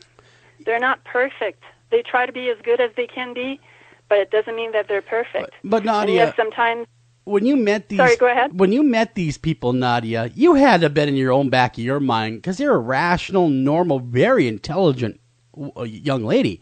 Did you ever go to yourself, oh my God, these people are insane, until you immersed yourself in it, you kind of saw the logic behind it? Was there that moment of going, oh my God, you guys are crazy? Well, yeah. At the beginning, I wasn't sure who they were. I wasn't sure if they were just crazy or if they were really awesome. So I went to New York City. I went to a yearly event, Superheroes Anonymous, where superheroes teach people how to fight, how to defend themselves, and patrol with them and everything. So I went to that event, and then after patrolling with them, after doing a few activities, I got to sit down with them and talk to them, and they were great people. There were parents, there were people working full-time, they were, you know, people working with teens. Or I'm not saying that they're all great. I did go on the Internet. I was friends with all of them on Facebook, and I did see conversations with people who were not great. But these people usually don't stick to the what we call superheroes community. You know, but when you think about it, though, we have a lot of groups that are paranormal investigators, Eric. It's kind of the same thing, isn't it? I mean, just doing superhero stuff. Well, sure, people are people. Like Guardian Angels. Yeah, exactly. You know what I mean? So it's an interest that they have, and so I don't think it's that far-fetched. I think it's actually kind of cool to see these guys and girls out there doing their thing. I think so. But then again, it depends who it is. But if they are good people with good intentions and they're doing legal activities, then yes, I think it's great. But like I said, it's kind of like the Guardian Angels. They were doing the same thing. But they're doing a plain closed.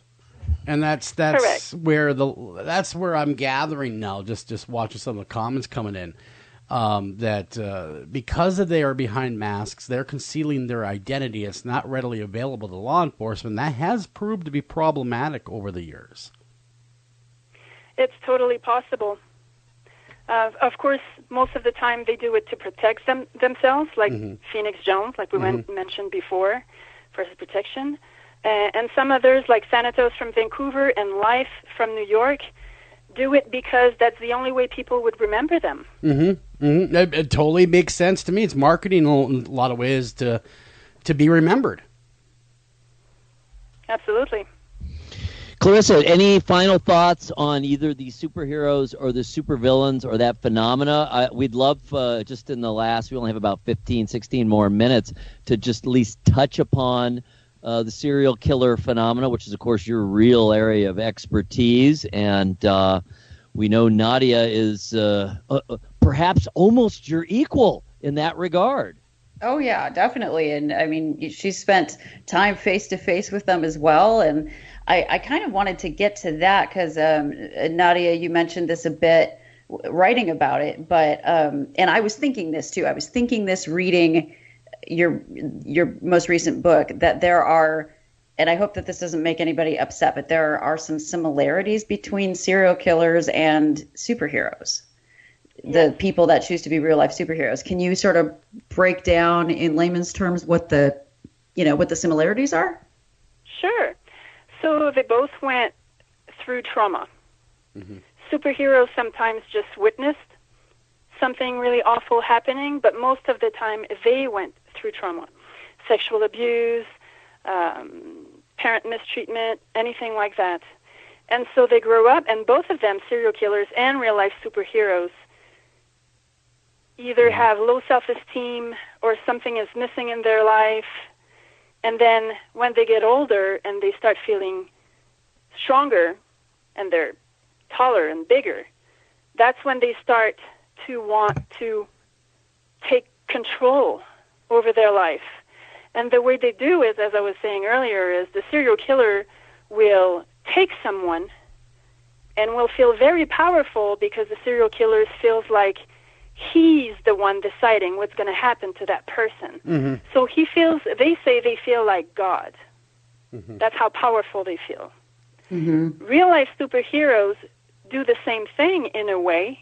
They take someone under their wing, but it's to protect them. And that makes them feel powerful. So in reality, they do it for themselves. Yeah, I see the connection. I do. And,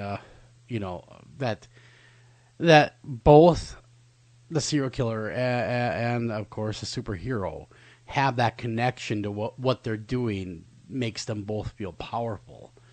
But one of them, obviously, the serial killer is of an evil. Obviously, I don't have to mention that. It's evil. And yeah, right? The breaking news, serial killers are evil. You heard it right here. But on the flip side of that, you have the uber good, which are actually opening themselves up, though, to danger of, no one feels powerful when there's a gun in your face. That's exactly what one of the policemen just said. The problem is they in his opinion, in law enforcement's opinion, they mean to do well, and then they find themselves into trouble.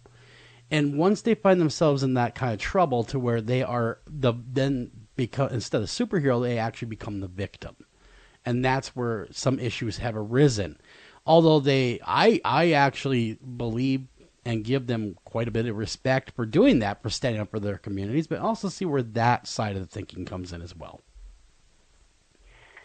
That's right. As I said before, I know some situations have turned negative. However, I'm not aware of that many. But I respect police officers tremendously. I'm very glad they're there. But it happens to them as well. Mm-hmm. But they have backup, they call, though. They have a radio.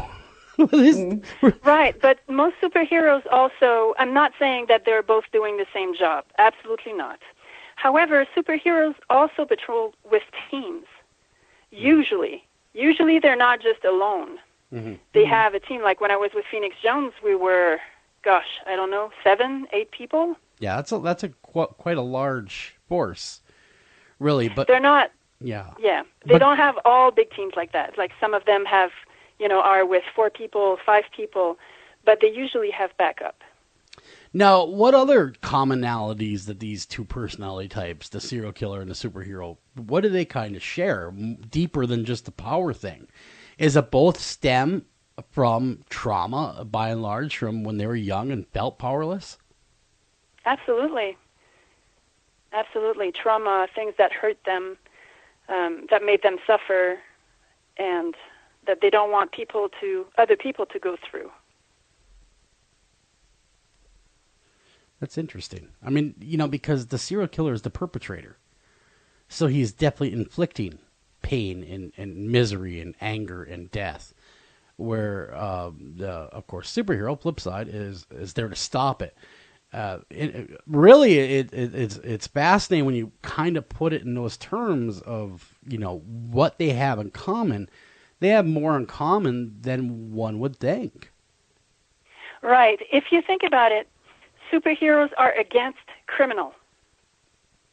Yes. Mm-hmm. They want to protect people, but they're also very much against criminal. And that's something that drives them. Yeah. But there is sort of a narcissistic focus, like you were hinting at, that they have social media profiles, they kind of draw attention to themselves. There's this feeling of power, and serial killers, it's all very similar. It's the same sort of thing. They want to control their chosen sphere of their environment. Right. We do have to consider that most superheroes hide their face, so we don't actually know who they are. Mm-hmm. There are some superheroes that decided to take off their mask and just be themselves, because they say that they're becoming the superhero that they were. We could talk about that, but most superheroes are masked. They have a mask. Nobody knows who they are. Mm-hmm. I don't know if I'd really want a superhero responding to my crisis. I if there's something was happening to me personally, I'm not quite sure how I would feel if the Cape Crusader showed up and not a badge. I did want to address that, Joel, the thought about people intervening. I feel like there is a danger to it that extends beyond danger to the person that is the superhero and the people that are the criminals, because sometimes when you step into a fight, let's say, it sometimes escalates the situation rather than stops it. In fact, that often happens when you insert yourself into some sort of a conflict. The people that are initiating in the conflict in the first place feel even more threatened. And so that can heighten the violence, actually. So I think there is great potential for it to go much worse than it maybe would have. I mean, do they ever think about things like that? I'm sure they think about it. It actually happened with Phoenix Jones once, when he tried to separate a fight and it turned to a fiasco. So, yes, it does happen. Well, we just got an email from a listener, and he wishes to be called Bob. That's his words, not mine. I wish to be called Bob here, but I used to don, of course, the same mask and the same attire as the individuals you are talking about in question. But in today's climate of conceal and carry, I no longer feel safe patrolling the streets, not with armed citizenry, and I'm not sure anymore how many will end up dying. She is failing to mention that there is a death toll involved with these superheroes, though it's not published or talked about. There is definitely a culture of violence and fear to be a superhero. We are not invincible, and we are not bulletproof. They're definitely not invincible, like we talked about. However, people dying, I don't know of any superheroes who died. Nor do I. And that's, of course, what he was saying. And Bob, we respect your opinion. If you don't want to do it, don't do it. But others do want to do it. And if they feel that they can and they have the blessing of both their city and law enforcement, by God, do it. If you can serve good and you can help your community, I don't see the harm in it. It sure beats the alternative. It beats the alternative of doing nothing, like what we were talking about earlier, people just entering it into their phones or, God forbid, recording it on camera. But I do think there is more of a danger than there just being hurt or death, which obviously is terrible. I know that in the state of California, anyway, you can get charged with a crime yourself if you insert yourself into a situation and take action that doesn't turn out the way maybe you expected it to. I've definitely run into people in the prison system that were also charged with a crime for doing that, because they don't have authority granted to them like the police do. So I think you really run the risk of being locked up as well. And it happens. Yeah. It really happens.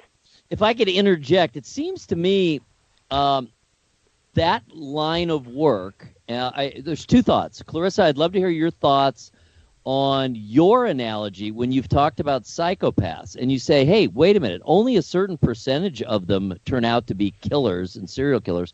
Many of them turn out to be surgeons, So it's taking what's inside of you and deciding what to do with it. So it seems like to me the kind of people, and maybe the only people who should get involved with this, are people who don't think they can't do it. You know what I mean? It's like the advice that a lot of people give to kids who are interested in theater, the more artistic, the less promising, the less certain professions.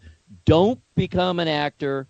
Don't become a musician. Don't become a writer unless you can't imagine not doing it. So I'm guessing that the fact that these people have something inside of them that drives them, this is a place for them to put that. And maybe if they didn't do this, they would have a more negative expression of whatever that is that's inside of them, pressing them to do these kinds of things. Does that make sense? Mm-hmm. I think so. And I think that they do need to direct it somehow. I guess I would just say that, knowing all the people that I do, and I know so many people, in law enforcement or working with law enforcement, like in my position. And a lot of us have very similar reasons for getting into what we got into. I can't imagine at this point in my life not doing what I do, but I did put myself through the requisite schooling to do it. And law enforcement does the same thing. They put themselves through the requisite schooling to do it, but a lot of them come from traumatic histories as well, and that's why they want to fight crime. So I guess my question is, what makes real life superheroes different that they don't want to do it within the system? And I would argue that it's a higher level of their own antisociality, their own criminality, because why wouldn't they do it through the proper channels then? Yeah, May I add something? Yeah. Yes, of course. All right. So I know, I'm not going to give his name, but I know one superhero who actually became a police officer. Wow. However, most superheroes say that they want to be there before or during the crime and not after. They also want to have the freedom to patrol in the area they want to and to patrol whatever hours they want to. For example, we were in areas when it was the most dangerous time and the most dangerous area as well. As when you're a police officer, you don't necessarily decide where you're going to be assigned. That's true, and you don't get to intervene necessarily in the way you might want to, because the rules. I mean, it is very constrained, just like what I do is very constrained. I guess that was my only thought, sort of, when I was looking into the characters that chose to do this. Is, well, why aren't you doing it through a different method? Now, were there any superheroes that were once supervillains that turned for the power of good? That's They're a all good question. Yeah. Because I'm a That's a good superhero question. geek. I'm a superhero geek. I'm a big Marvel guy. I love all the movies, love all the lore with it. And of course, those are just our modern day mythos. The Greeks had their own, the Romans had their own. We have Marvel and DC. That's our mythos. Those are our gods that we talk about, much like what they did about Thor. And of course, he is a superhero, oddly enough, and Zeus and the rest of them. In a lot of ways, those are our mythical beings, are they not? Yeah, I think so. Yeah, from our generation, for sure. That's what we look up to and aspire to be. It is our gods that we created. Yeah, exactly. But no, very, very interesting stuff, Nadia. And, the more we talk about it, the more it makes sense. And also the more it doesn't make sense, because, it's one of those things. I think you have to go and experience it for yourself to truly understand it and really immerse yourself into that world, because it sounds like there's a complete subculture here that we are not privy to. Yes, but I really hope that whoever decides to become a superhero is well trained, knows how to fight, have first aid experience, and I really hope it's not just anybody who starts patrolling the streets as they get to know real life superheroes. Yeah. No, I agree with you. There's definitely some caution that needs to be exercised. Now, tell us how we can get the book and your other works, and if you have a website where people can get a hold of you, all that kind of good stuff. Sure. So the book is only sold in Canada for now. It's going to be out in the United States in about 3 weeks. I think it's October 10th. You can get it at Target. You can get it at, most stores, Amazon.com, Barnes & Noble, pretty much everywhere. And my website is NadiaFezzani.com, which is NadiaFezzani.com. Again, I also have a page on Facebook. Very, very cool. Nadia Fezzani, everybody. Man, that's an unwieldy last name. What was your original maiden name? Was like Jones or something, wasn't it? Something really easy. Then you inherited that tougher name, didn't you? No, that's my maiden name. Oh, that is? Okay, we won't go into that part then. Very cool name. I like it. It's beautiful. And it's definitely something I will remember, and I think that everybody should remember to go to your website and buy your book. Make sure you order it right now on Amazon. I'm sure there's pre-ordering going on, and it's going to be an interesting read. I plan to pick up a copy, to be completely honest with you, because I kind of fancy myself as a would-be superhero sometimes, but even though I'm too wimpy to go out and do anything about it, but I'd like to think I'm that tough. But that said, everyone, it's the end of another show. I want to thank Dr. Cole for coming in again, for sitting in with us and giving up what would normally be free time. Eric, man, as always a pleasure to be on air with you. And everyone that's listening, if you guys are interested in being a superhero, looking at superheroes or anything like that, think long and hard before you make that leap. Remember, with great power comes great responsibility. Till next time, take care of each other, love each other, and tune in tomorrow night.